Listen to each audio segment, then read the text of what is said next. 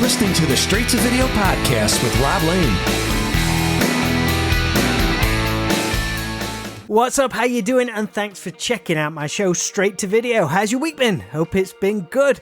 Today's talk on the podcast is literally still warm as I did the chat just a couple of days ago, and it's cool to bring you this talk with guitarist and co-founder of the brand new rock band Reckoner, Mr. Ed Bramford. Now, whilst Reckoner are going to be new to a lot of you, Ed is no newcomer and has been performing and touring with bands since he was a teenager for around 20 years. Some of you may know him from the band Toesland, who landed some amazing tours and support slots during their time, but with Reckoner, as Ed discusses, he and drummer Dave Tidmarsh really took their time to get things right, creating the right sound, finding the right band members, and once they were ready to launch, they made sure 100% it was presented in the right way visually, which you can see in their first 3 promo videos, which are online now. There's a real cinematic vision in what the band are doing, part science fiction, maybe a little slant towards horror perhaps, kind of John Carpenter-esque I guess at times, and we discuss this in today's talk, along with some of Ed's early gig memories and his love of all things 1980s James Cameron. Now, this Straight to Video podcast is proudly presented to you in association with Affinity Photo, an incredible piece of photo editing software which I use all the time for graphic design, and it's used to create the podcast episode artwork you see each week. But what's really cool is it's an extremely affordable alternative to other programs on the market. So if you can, please check them out at affinity.serif.com. If you would like to learn more about Ed and Reckoner, they have a Linktree page with all the cool links at Reckoner Cult, and they're also on Facebook, Instagram and Twitter, or X I guess I should call it these days. I urge you to head on over to YouTube though and check out the awesome promo videos they've been working on, but for now please enjoy my straight to video chat with Ed Bramford.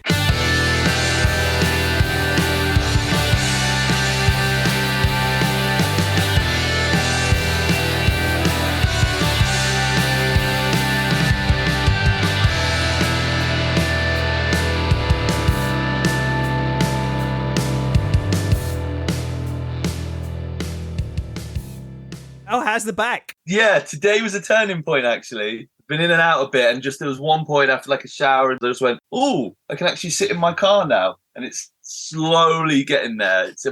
I couldn't play a gig. If the phone rang and it was like, "You got a gig tomorrow," I don't think I'd get through it, but it's awful, man. Really bad. It went at the festival at the weekend, and literally came out of 10, and it went. I was like, "Oh my god, mate, get ready! You lot are still babies. Get ready. Get sweat." I'm not prepared, man. It's horrible. But yeah, you're fresh from playing the Rock and Blues Festival in Pentridge, just up the road from me. How was that, and how was the response from the crowd? You know what? It was lovely. My old man had something to do with the organisation of it, and he said, "Do you want to play the afternoon?" I've played there a few times with old projects, and they're a bit more classic rock. You know, they want guitar solos and all right, you know. And I was like, "Are you sure? I don't know if we're going to be the right guys for that." But he was like, "Yeah, it'd be cool. You know, some people want some newer music and stuff." I was like, "All right, fantastic." And it turned out really well. You know, it was an afternoon slot about 3:00.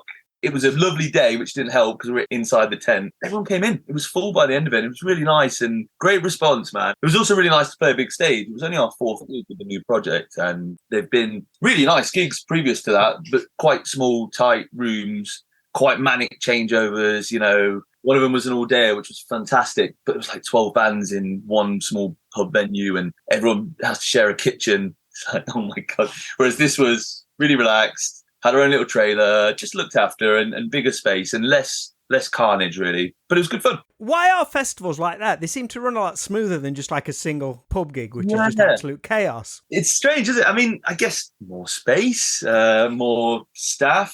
I don't know. Sometimes you play some of these venues and they're fantastic, but you just think, is this the best place to be having bands on live? Is it set up the right way? But I suppose with festivals, they can turn up in a field and build it how they want to build it. Well, you know, some of those old venues, you have to lug your gear up, a fire escape almost. It's just carnage. It's nice to have that luxury. And I'm aware it is a luxury, especially at the level that Reckoner's at the moment. You know, I've been in a few gigs and I'm sure we'll be back to that carnage. And sometimes they make for the better gigs. The one the other week in Nottingham was chaos before, but man, the show was great because everyone was packed in. The audience was right there. You played at the Tap and Tumbler, right? Yeah. And it was great fun, man. And it was really nice. Mangata Fest, Laura put us on, and that was really cool of her. Yeah, it was a great show. It was our 3rd gig, and the first one was a few months before, and that was first gig of the first gig. It's going to be a bit scary. No, there's loads of stuff to get right. And the second gig was really good, but it was kind of like a chilled Wednesday night in a really nice venue in Birmingham. So by the time we got to the 3rd one, Saturday night, everyone kind of knew what they're doing on stage, and it was really cool. And then to go from that straight to the Rock and Blues for the 4th gig was ace. You know, everyone was a lot more comfortable walking on stage. We've really got the set down now. even though it's not a tour, it's kind of all happened in a sort of few weeks. How far does your history go back with rock and blues then, if your dad's kind of involved in the background of it? Wee boy, man. Like, I kind of go as not a punter, just go every year. Last few years, I've been taking my mum, just chauffeuring her around so she could have a drink with her mate. I think the first time I played it, I was in a band called Special Guests when I was about 15. Is that one of your first bands? That's a great first band name, that is. It is and it isn't. Well, I think I was in one called like TBC, like to be confirmed. Yeah, stuff, that kind of thing. Exactly that. It's great until you're on a poster and then you're at the bottom of that poster. It's like, well, who is this band? Yeah, my dad got us on there. And back then, like, not to take away from what it is now, but it was big. Like, it wasn't download big, but they had like a massive main stage. Oh, 100%. I couldn't believe it the first time I went, mate. Twisted Sister played. I was like, Twisted Sister are playing in a cow field 3 miles from my house. And it's like the real deal. Yeah, it was awesome, man. I don't think I'll ever get back to that glory for various reasons, but it's still a really nice, smaller family affair. But yeah, that was 20-something years ago. And that was really nice. And then played it a couple of times with a few bands after that. A band called Arms of Atlas I was in, like really kind of heavy metal, but a bit classic rock-ish. So that was cool. And then we played it actually twice with Toesland a few years back, headlined it once, and then Reckon. So actually that's 6 times. You're a veteran. You're a rock and blues veteran, mate. I guess so, yeah. It's also just really nice to go, and I've gotten to know all the organisers and the family that are there and everything. So yeah, it's a lovely day out. Yeah, it's good fun. What were some of like your earlier gigs you attended that kind of really made a massive impression on you outside of festivals? The first one I went to was Sum 41 at Rock City. Oh, nice. It was like my first gig, and took my mate. We had a family friend that worked for a radio station and somehow managed to get passes for it. We went down, we didn't even know who was supporting. Support runs out, it's real big fish. And I just got into them, I was like, amazing.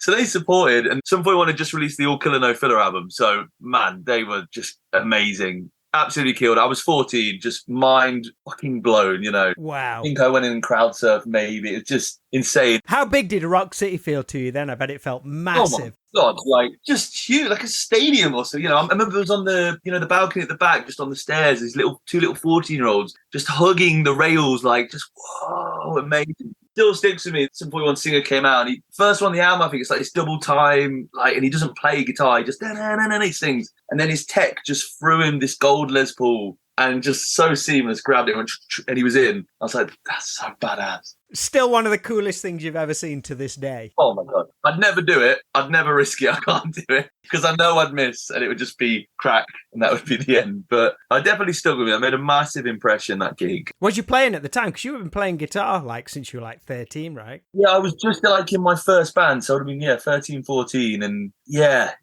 first band, yeah. So I probably had rehearsal the next day. I was like, whoa. I think that actually influenced my first band. Yeah, I was taking my mate who wasn't the singer in the band, and we didn't tell the singer I was going to Sum 41 because he'd get jealous. So all we did were like, when we had with this code name, we're like, we'll talk about it. It's called Project 14, not 41. So clever at that age. And so we ended up keeping the name after. We're like, we'll name the band Project 14. Like, so lame. But man, to see that at that age. And I was saying, like, the radio guy, he managed to like get us backstage, blagged it that we'd won some Meet the Band tickets on his radio station. So they'd just come on stage and we were taken into the dressing room at 14. And there they are, the guys off like Kerrang, just all sweaty with a beer, like, oh, and just couldn't speak, couldn't mutter a word. Just stood there with our CD, like shaking. Mate, that's like a high bar for your first gig. Like, it's an awesome gig. You get to meet the band, you get passes. Yeah. Like, every gig's not going to be like that.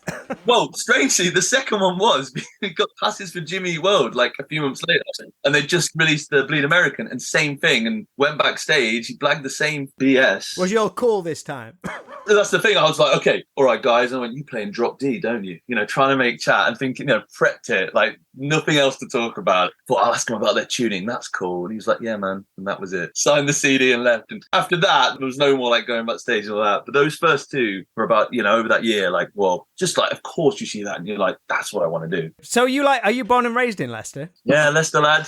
Yep. What were some of like your favourite venues growing up around there? Because I mean, did you spend much time going to shows and discovering them that way, or with you playing guitar from a young age, was your first introduction actually being on the stage? To be honest, it probably was more that. I think the Shed was the initial one. That place was so good to us as kids. We basically started playing there almost not every weekend, but you get these little, they used to do these all-dayers.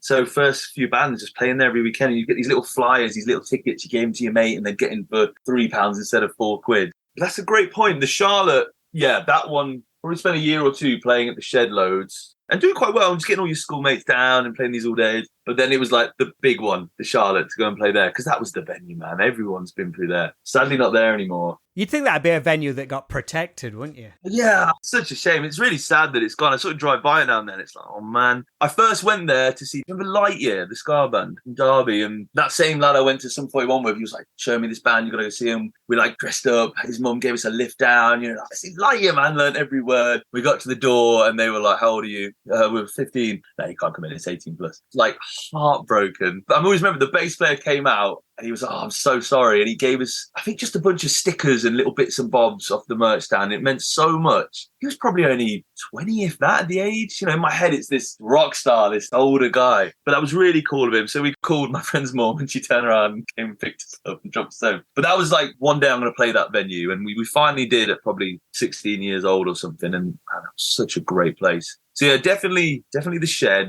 really important. But the Charlotte for sure, had a good few years playing there until it sort of sadly disappeared. It was Sumo in Leicester. That was really good for putting on our own shows. The Musician. There's a few left, but I think the Charlotte was the one for sure. You mentioned the band Toesland earlier. Was that a Leicester-based band, or was everyone from just like everywhere? Londoners. Man, that was my first like travelling down for rehearsal, for anything. Long way to go, like pretty much Guildford every time or Shepherd's Bush. But totally worth it. Basically, it was the singer, James Toes, and he used to be a famous biker and kind of retired. He's broken every bone in his body. These guys go at like 200 miles, fly off, and finally had to retire because he screwed up his wrist or something. And he'd always played piano in like a covers band. He wrote an album with a producer. He had a band together.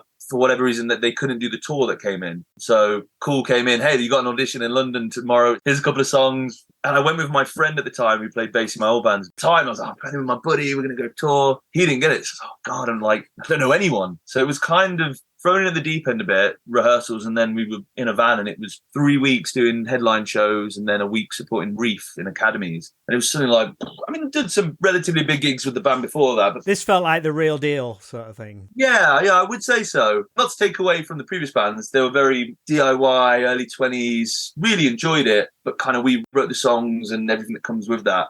Whereas this really was learn the tracks and get in the van. So quite scary for the first show, but it went really well. It's good fun. And then just suddenly on the road and realizing I haven't got to drive. We're in hotels. I've been sleeping in the van up until that point. I'm really glad I did that going in. I came from that world and yeah, definitely cut my teeth doing that. I think that was important to try and stay humble with it all and be like, oh, wow, okay, I've done that, but this is nice to have this luxury, but remember it's a luxury. You did some pretty cool stuff with Toesland, extensive touring, some amazing support slots. You had the track We'll Stop at Nothing as the 2017 Special Olympics anthem song. So how was it going back to kind of ground zero almost when putting Reckoner together with your drummer Dave? Was that daunting, or did you like the idea of creating something from the ground up with like a real concise vision once the early songs began coming together? Was that exciting for you? Yeah, it's a great question.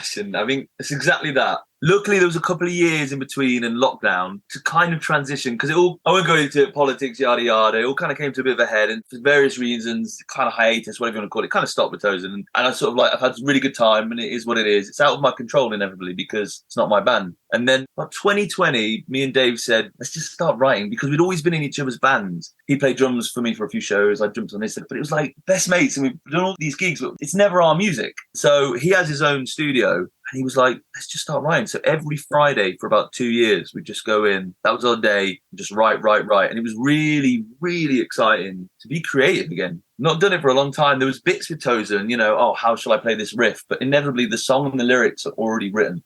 And so this was like, we can write whatever we want. And I think especially those first few weeks, what's the sound of the band? I've got no idea. Let's find the sound. What do we want to do? I'll be honest, we went in that first day and I thought we were going to do like Imagine Dragons or something. And he had a baritone guitar sitting on the wall and I plugged it in. It's in like drop A or something. Like, well, of course we have to write heavy music. That's just the two of you? Just the two of us, yeah. And we kind of made that decision early on that we've both been in those bands growing up where there's 5 guys in a band. No one's got any money. Everyone's stoned. No one can make any decisions. The politics of it all, like, it's just too much. And ultimately, it doesn't quite work. Whereas with 2 people, you can go, do you like this chorus? Yes or no? Cool. Right. And we knew inevitably we're going to have to bring other people in. But at that time, it was a lot easier just to make decisions together and be creative. And I'll be honest, in terms of writing, I've always really ever done it with 1 or 2 people in the room. In my eyes, it's a lot easier for 2 or 3 people to sit there, especially 2, especially when we got into writing lyrics, because here's a riff, that's great, but let's write some lyrics. You really have to trust that person in the room. Whose job was lyrics and melodies? Is that something that comes from you or both of you?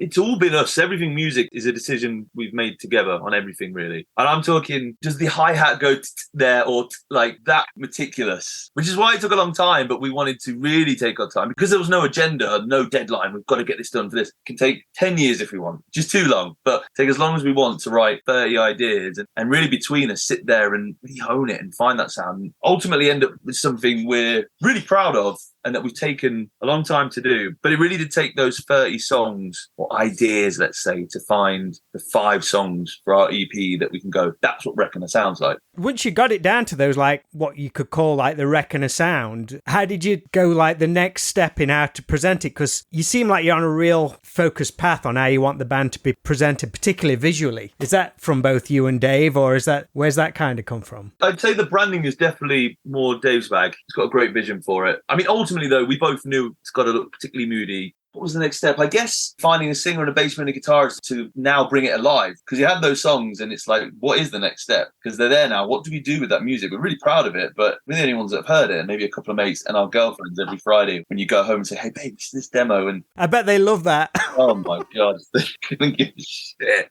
You know, we're about to eat. Wait, before we eat, let me show you this demo with no vocals and, you know, a bit of guitar. Like, think of this. So ultimately, the most important thing was finding that singer because, man, that's everything, isn't it? So, yeah, finding our singer was definitely the priority. But at the same time, knowing we're going to need another guitarist and a bass player. So, yeah, we kind of went through friends in Leicester, everyone you've been in a band with before, you know, and that you make that call. Hey, what are you up to? Or you do a bit of stalking online and, no, I think they've kind of sold their gear or they've settled down. And that's great, but can't help us. And ended up trying out a few people. Dave found Jam, our bass player, thank God, through an old project he'd worked on with him. And Jam was up for it. So I think Jam was the first one to come in and suddenly it was like, okay, we've got a rhythm section now. That's cool. And I think we had a rehearsal, just 3 of us, which was ace because the first time, like, shit, we're in a room playing the song.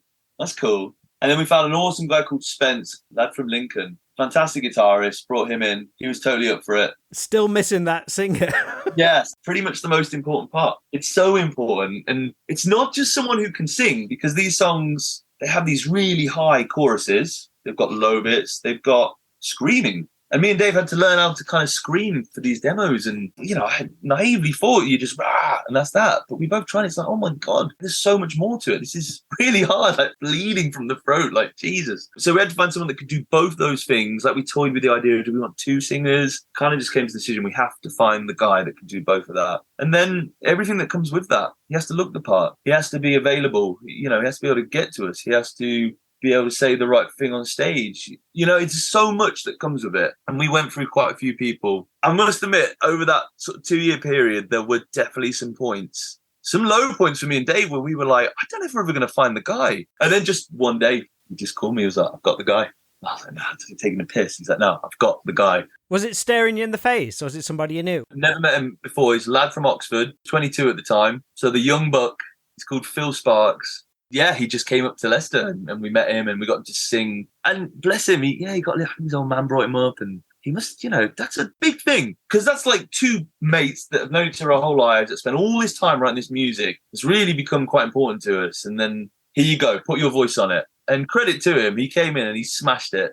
And it was just, just this like look, you know, while he's doing it, pretending to listen and be like, but really, I'm just looking at Dave going, trying to hide my smile going, King God, yes! You know, but of course, like, yeah, mate. Yeah, that's cool. Not obviously, we'll let you know, but, you know, let's talk about it. Let's talk further. But really, what a weightlifting. Amazing. We can start the next step. We can be a band now. Are you and Dave and everyone else in the band, are you pretty patient people? I mean, not only finding the right members for the band, but it seems you've made sure that everything is like incredibly polished and good to go before you release anything. And like now you like drip feeding it. But I get the impression there's a lot of stuff waiting in the wings as well. Yeah, true. It's almost like you've got a game plan of the next 12 months or the next 2 years. There is a rough one there, yeah. There was 5 tracks we had to then record properly with the EP, get Phil on there. We spent the last year filming 8 music videos, 1 for each single, so 3 of those. And then basically there's a 5-track EP, so 1, like a live video for each song, but in somewhere really obscure and different and random location. So that's all kind of ready to, like say, drip feed, slowly come out and stuff. I think patience is a big one. I mean,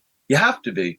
Yeah, I think that is across the board with everything we've done. Let's take our time. So it really was, let's take as long as it needs on the music and let's not rush anything. The 3 videos you've released so far, they're all directed by Fraser West: Revolver, False Empathy and Artificial Living. Is Fraser someone you've known for a while, or did you seek someone out to capture what you wanted to present visually? It's Fraser and a guy called Nick Shield.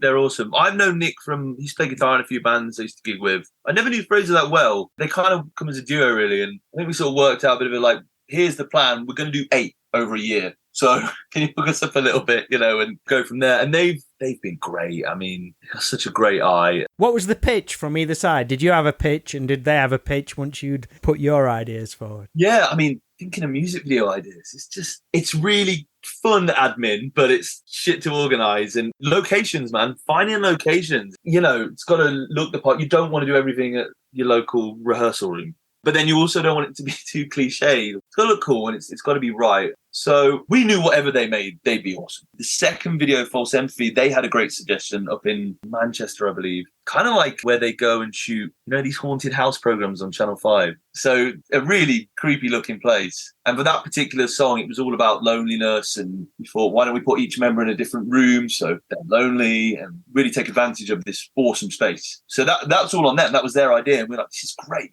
But you and Dave describe it all as the visuals of it. It's very cinematic, and I know films are something that's really important to you. What films from growing up are high on your list of all-time greats? It's got to be Aliens. It's definitely Aliens, for me personally. Was that your introduction to the whole franchise?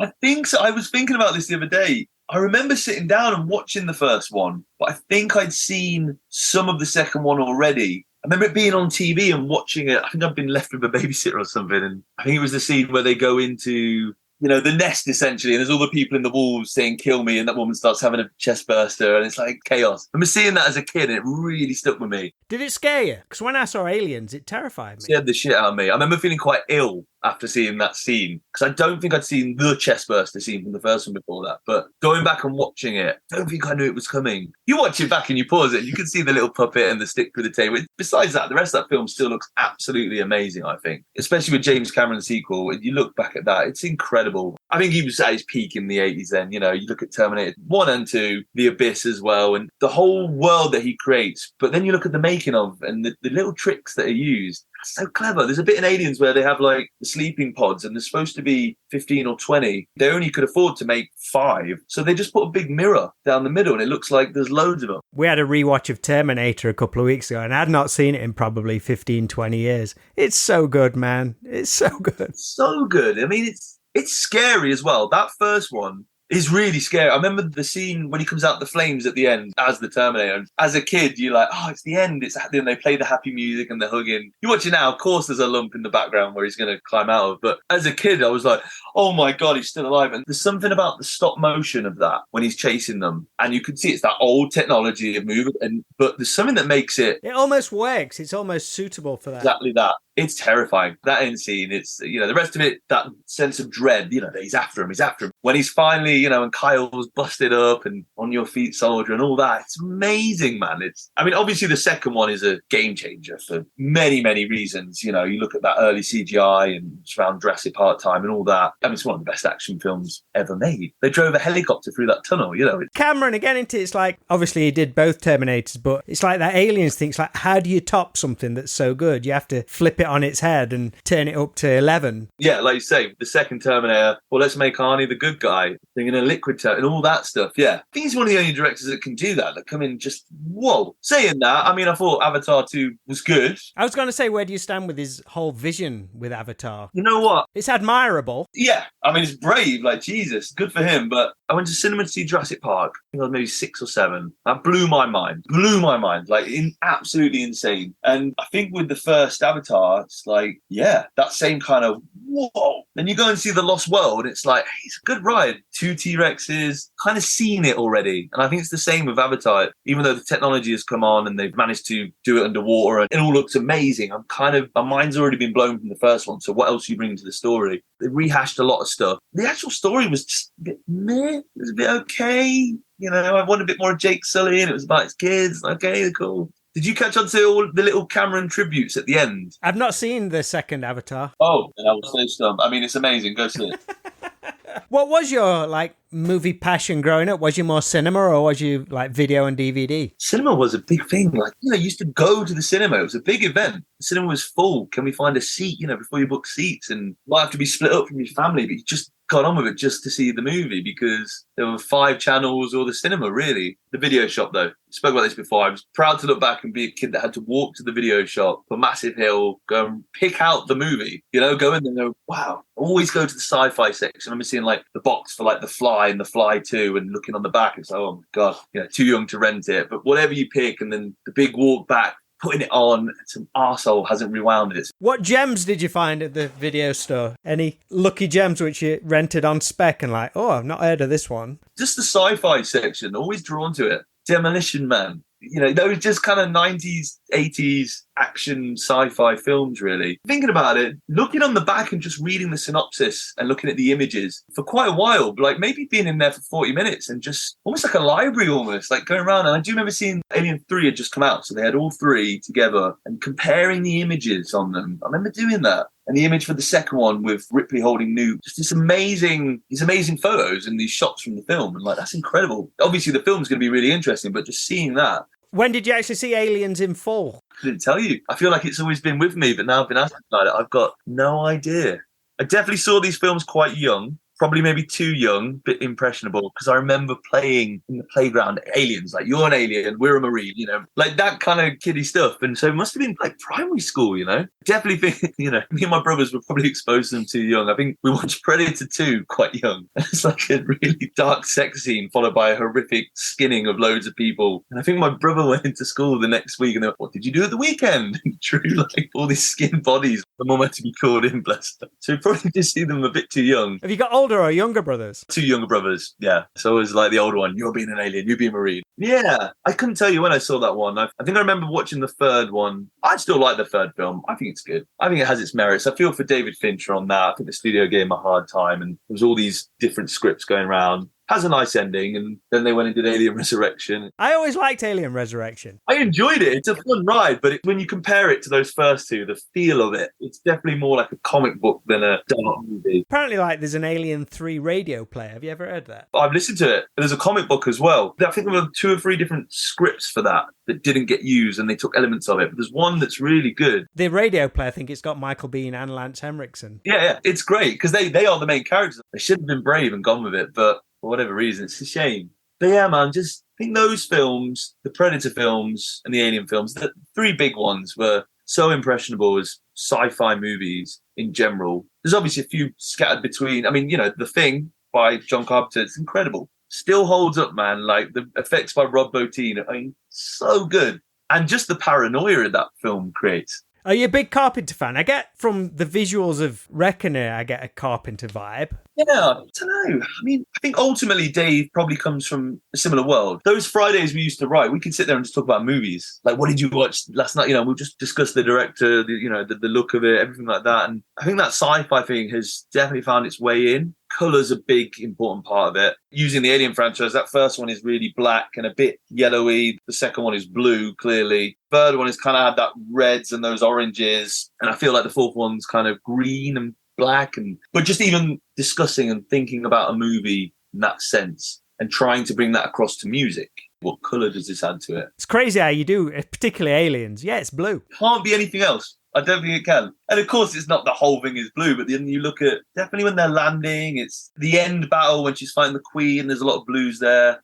Cameron must have thought those things. I think directors must think of those things going in. You're also working on a behind the scenes documentary about the band that's being filmed by, is it Rob Heslop and is it Rendar Films or Render Films? I believe. How did that collaboration come about and what was the thought process behind that? I think Dave knew Rob previously through Rob needed something mixing. Yeah, and we just kind of said, would you be up for documenting the whole thing, really? That's really cool, actually, having that foresight from new band, let's capture it right from... How far back does it go? How early did he start? At least a year. He's been there for all the music videos. So I suppose once we found Phil and started rehearsing, we must have brought him in. Yeah, he's great. He's such a lovely cool person, and very similar with movies and stuff, because obviously that's the world he comes from, and you could just sit and talk. Like, we had a drive, that video shoot in Manchester, we drove up and we had a hotel, and me and him just talked like all night about films. It got to like 2 a.m. I'm like, dude, I've got to go sleep, we've got to do a video tomorrow. He's great. I think knowing that, you know, we're going to need social media stuff, we're going to need things to post, we're going to have that stuff anyway. Not that we're doing it for that reason, but why not have something we can eventually put out that has followed us, and people want to see that stuff. You know, I like finding on YouTube, you know, System of a Down making Toxicity. Oh, wicked. All right, let's have a look. You know, and it's like just half an hour of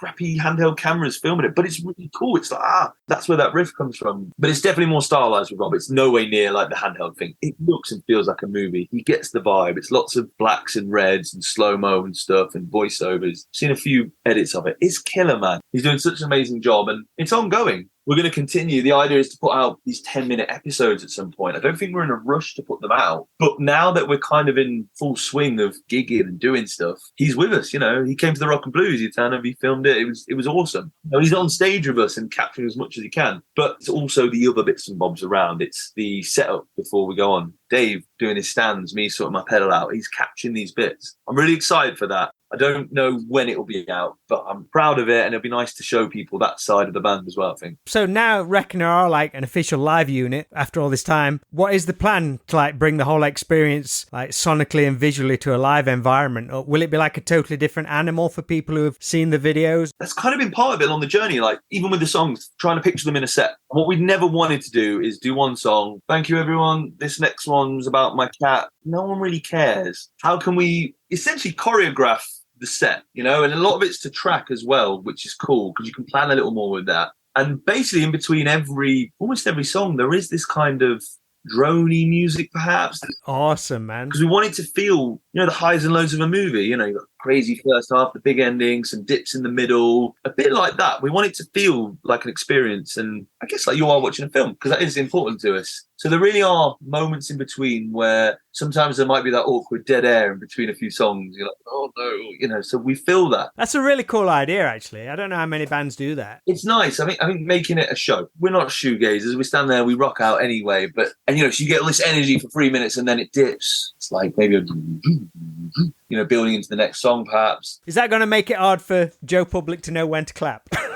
And we were worried about this. So yeah, we're trying to think of everything. I've been almost a little cue from Phil. Thank you. And it's working. This is the thing. We've only done 4 gigs. So we're doing the set, watching it back maybe, or just listening back and going, okay, does that work? I think we still got to iron out those kinks, and really just got to go out and gig it. You know, maybe mix up the set a little bit or change it up. So I think presenting this and showing people and seeing what people think. So yeah, it was an important part of the journey. What order are we going to put these songs in? You know, how are we going to get from that song to that song? Are they in the same key? Is that cool? We could ring one chord out and go straight into the next. Those kind of bits. I love that stuff. That's kind of not my role for sure, but definitely any band I'm in rehearsal room, I'm thinking about that. I'm building that set. You're always looking forward. You're patient, but you're always looking forward. Yeah, I guess so. Ed, I'll let you go, dude. I've loved hooking up and chatting, and I'm excited to see it live. Mate, thank you so much for having me. It's been such a pleasure to chat.